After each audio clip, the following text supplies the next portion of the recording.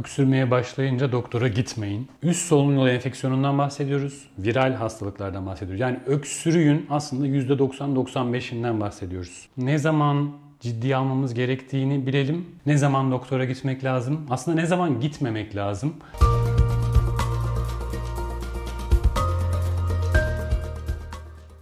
Özgür Hocam, en merak edilen konulardan birisi öksürük. Çok fazla öksürüyoruz. Bu çok yüksek derecelere çıkınca kaygılanıyoruz, uyuyamıyoruz. Dolayısıyla bir medet arıyoruz. Neler yapılması gerektiğiyle ilgili siz ne düşünüyorsunuz? Öncelikle öksürmeye başlayınca doktora gitmeyin. Neden gitmeyin? Çünkü %90 kendi kendine geçen bir şeydir. Öksürüğün ne olduğunu bilelim. Ne zaman ciddiye almamız gerektiğini bilelim ve bunlara göre hareket edelim. Şimdi öksürükle beraber konuşmamız gereken şey üst solunum yolu enfeksiyonu aslında.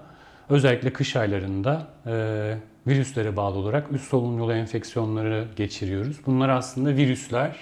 O virüsler geliyorlar. Bizim üst solunum yolu dediğimiz boğazımız, burnumuz, işte buradaki hava yollarımız ama ciğerlerimiz değil. Sinüslerimiz, hatta kulaklarımız, bunların hepsi birbirine bağlı sistemler gelip buraya yerleşiyorlar. Ve boğazın arkasına yerleştikleri zaman, sinüslere yerleştikleri zaman da öksürüğe neden oluyorlar. Öksürükle beraber ne olabilir? Ateş olabilir, boğaz ağrısı olabilir, halsizlik olabilir.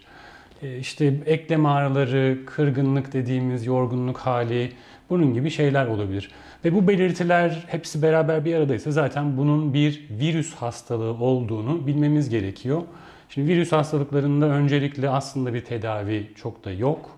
Antibiyotikler virüs hastalıklarına iyi gelmiyor.